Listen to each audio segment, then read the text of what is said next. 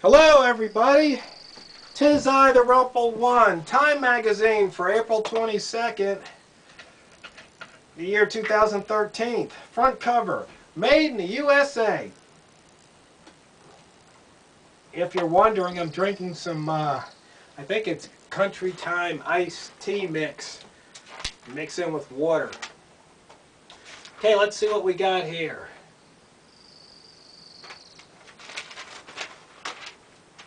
Okay, let's see, they're talking about the next week's world's most influential people. Okay, here we go, the briefing page. $75,000 was the value of Campbell's soup and a tractor trailer stolen by a 51-year-old Florida man.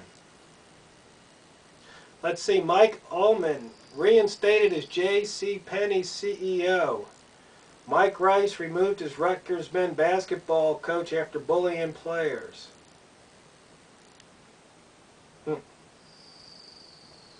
Let's see, this is one of the greatest risks of nuclear war since the October crisis in 1962.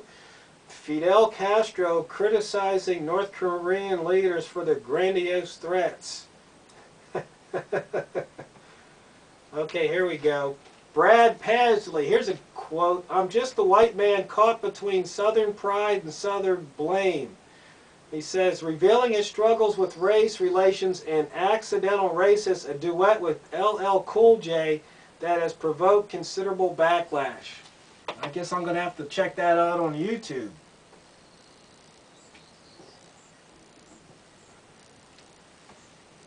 "1 billion songs downloaded legally in the UK since 2003.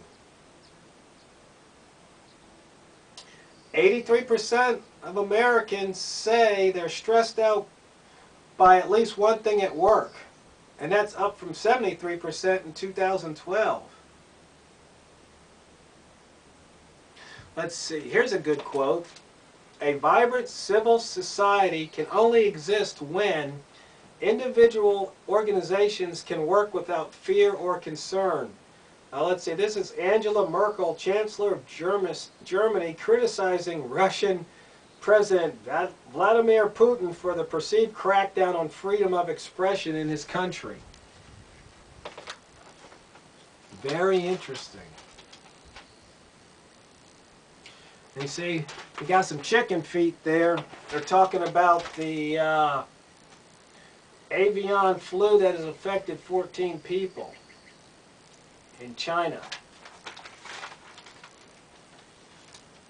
And they have an article, "Why China Will Not Solve the North Korea Problem."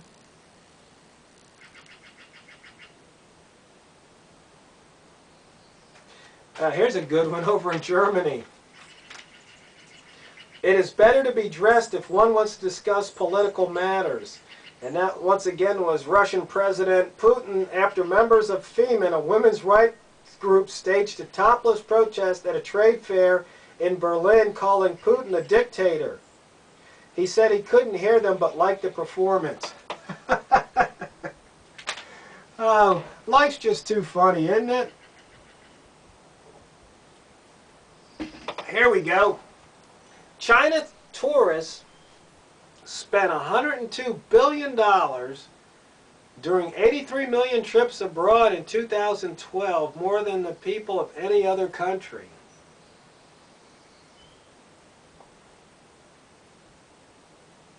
Let's see, Beyonce and Jay-Z scandal. Caught flack for vacationing in Havana despite the U.S. decades-old trade embargo.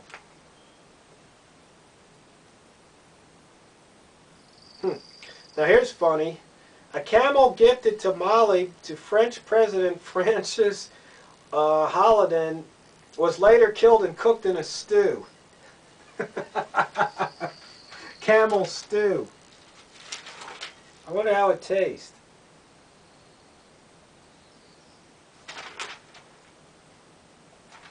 Okay, here we go. A new border crossing. How a new work visa could scuttle immigration reform.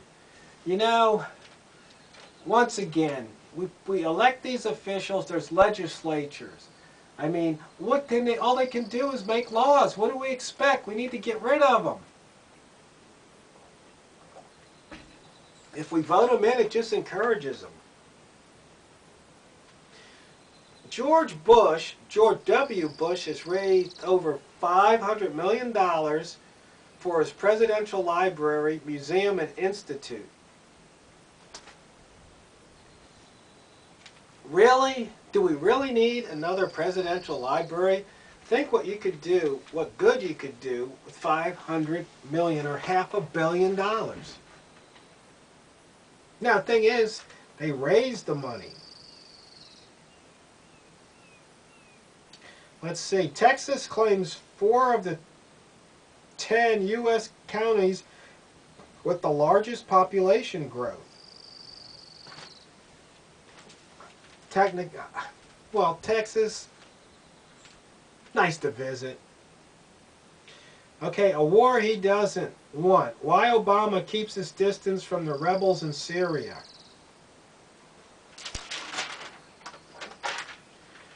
Then I got some science here. The missing universe. The mystery of the dark matter may at last have been solved. That's kind of interesting, some of this physics stuff. My father was a research physicist and chemist. That's what got me interested in that kind of stuff. Got an article about Bitcoin. The virtual currency Bitcoin is surging in value. Is it a bubble or the future of cash? Don't really know too much about it. It's kind of interesting though. Problem is that the Treasury, the government, frowns upon people starting their own currencies. Okay, we're going to have a moment of silence here. Annette Funicello passed away.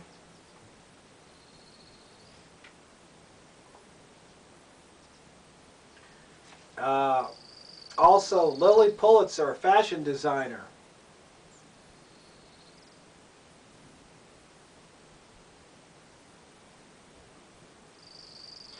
Oh. I don't know. I don't know how many of my viewers are old enough to remember the Annette Funicello. I remember watching those pictures when I was in about, what, 5th grade, 6th grade. Did there no more, please? Is it possible that Congress is finally going to make a budget deal? Then we got the main article, Made in the USA. Against all odds, manufacturing is staging a comeback. Why it's rebounding and what it means for jobs and the economy. Well,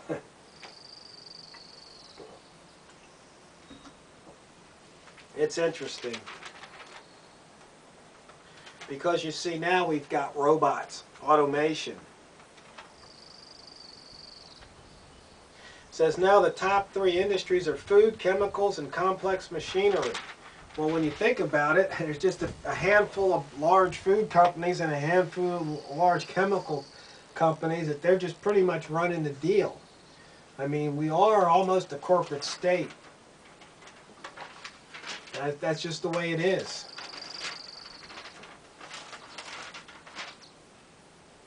Okay, we got a little Ronnie Reagan and Margaret Thatcher, or Maggie Thatcher here, talking about history. The Vales of Aleppo. A civil war rages around them. Residents of Syria's largest city use colorful sheets to shield their homes and streets from the rifle scopes of snipers. I mean, you preppers might want to think about that, having extra sheets so they can't see you when you're moving around. Some more pictures. You probably can't see it that great in the video, but you can go down, hopefully go down to your local library and look at Time magazine. But I mean, really, you put sheets up, and then that way they can't snipe you. That's pretty smart. And now here we go. Too old to be a dad. Men beware, your sperm may not be aging as gracefully as you are. The biological clock science has found ticks for both sexes. You got this guy, he's 51 with a 2-year-old son.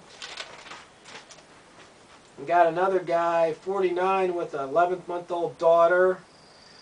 Some guy, 65 with a 4-year-old daughter. A guy, 50 with a 4-year-old daughter. What are these guys thinking? Let's see, I guess Rupert Murdoch at 72 had a fathered a baby. Steve Martin at 67 fathered a baby, and that's right current. His kid right now, he's 67 and his kid's 4 months old.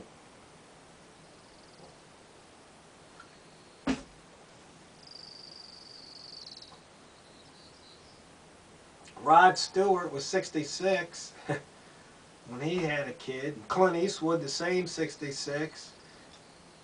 Elton John, this surprised me, was born to a surrogate mother. Let's see, Michael Douglas was 58 when he had his youngest child. And now we get to the culture section. Let's see what we got here. The Rolling Stones will kick off their 50 and counting tour in May. Bon Jovi lost guitarist Richie Sambora, who pulled out of a tour for personal issues.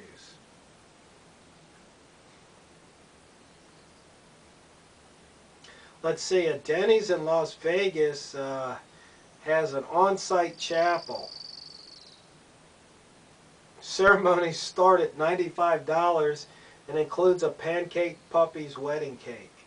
Now, I don't know about that.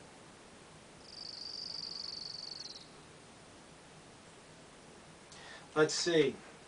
10,000 pounds is the tub of chocolate ice cream that was created by an Iranian dairy in hopes of breaking the Guinness World Record.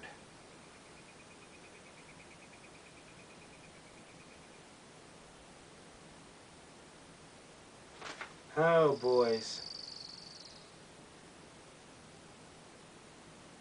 Let's see. Animal Planet has 24/7 live feeds. Kittens, sea nettles, penguins, beluga whales, wild birds. Let's see. 3 things you don't have to worry about this week. Hyping the Facebook phone, which is just really an HTC phone with an updated version of a mobile homepage. Robert Downey Jr.'s ego, he turned 48 recently and set a Guinness World Record for receiving a birthday card with the most signatures, 5,339. See, I don't have that many subscribers yet on YouTube, but maybe that's something we could shoot for, breaking the world record. Hey, Demcad, you could probably do that. The relevance of Jurassic Park. A 3D release of the 1993 classic netted almost $20 million on its opening weekend. Here we go. Comfort creatures, support animals, help patients, but that lizard may be against the law. Let's see. This one lady has a pig she wants to keep because it's an emotional support animal. Tale of Two Hearts. Tegan and Sarah take the long road to the stars. Never heard of them.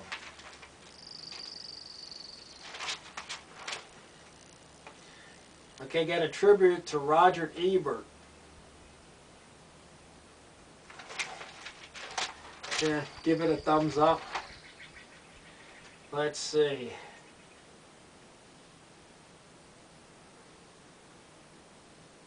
Let's see, they talk about break up the desk set. As tonight shifts, late night could use a real change.